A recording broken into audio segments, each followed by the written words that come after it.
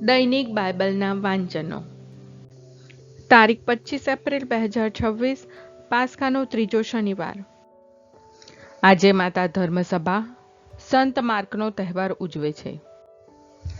પહેલું વાંચન સંત પીતરના પહેલા પત્રમાંથી અને શુભ સંદેશનું વાંચન સંત માર્ક કૃત ગ્રંથમાંથી. પહેલું વાંચન સંત પીતરના પહેલા પત્રમાંથી, અધ્યાય 5, કલમ 5-14.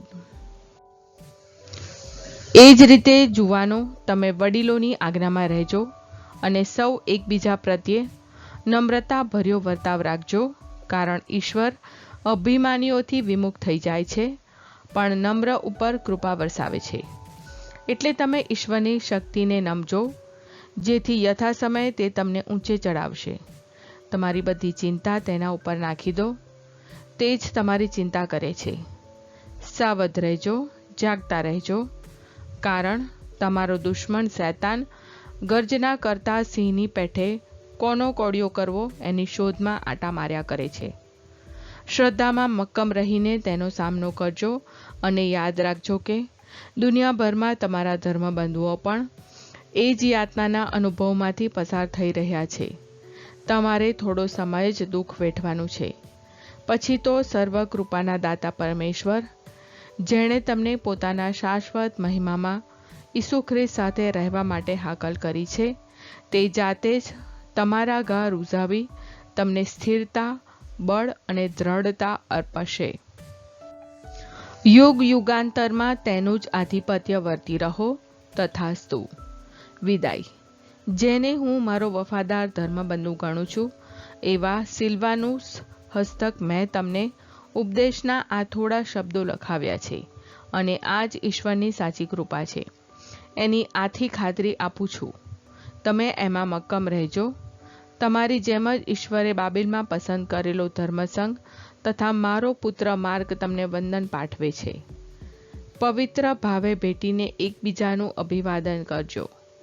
ખ્રિસ્તના સાનિધ્યમાં વસનારા તમને સૌને ઈશ્વર શાંતિ બક્ષો. આ પ્રભુની વાણી છે, તે આપણો આધાર છે. શુભ સંદેશનું વાંચન સંત માર્ક કૃત ગ્રંથમાંથી, અધ્યાય 16, કલમ 15-20. પછી તેમણે તેઓને કહ્યું, તમે દુનિયામાં બધે જઈને આખી સૃષ્ટિને શુભ સંદેશ સંભળાવો. જેઓ એમાં શ્રદ્ધા રાખીને સ્નાન સંસ્કાર લેશે તેઓ મુક્તિ પામશે. જેઓ શ્રદ્ધા નહીં રાખે તેઓ સજાપાત્ર ઠરશે. જેઓ શ્રદ્ધા રાખશે તેઓ આટલા ચમત્કારો કરી શકશે. મારે નામે અપતૂતો કાઢશે અને નવી નવી ભાષાઓ બોલશે. સાપને પકડવાથી કે હળાહળ ઝેર પીવાથી તેમને આંચ નહીં આવે, અને તેઓ માંદા માણસો ઉપર હાથ મૂકશે તો તે સાજા થઈ જશે. આમ શિષ્યો સાથે વાત કર્યા પછી પ્રભુ ઈસુને સ્વર્ગમાં લઈ લેવામાં આવ્યા, અને તેઓ પરમેશ્વરને જમણે હાથે બિરાજમાન થયા. પણ શિષ્યો તો નીકળી પડ્યા અને સર્વત્ર શુભ સંદેશની ઘોષણા કરવા લાગ્યા, અને પ્રભુ તેમને કાર્યમાં સહાય આપતા અને ચમત્કારો દ્વારા સંદેશનું સમર્થન કરતા રહ્યા. આ પ્રભુની વાણી છે, તે આપણો આધાર છે. પ્રાર્થના. ઓ મારા પ્રભુ ઈસુ, હું મારા પાપો માટે પસ્તાવો કરું છું. મારા પાપો માફ કરો. મારા હૃદયમાં આવો. હું તમને મારા પ્રભુ અને તારણહાર બનાવીશ. આમેન. પ્રભુ તમને સુખી રાખો અને તમારી સંભાળ રાખો. પ્રભુની તમારા ઉપર કૃપા દ્રષ્ટિ અને મહેરબાની હો. પ્રભુની તમારા ઉપર પ્રસન્નતા હો, અને તે તમને શાંતિ બક્ષો.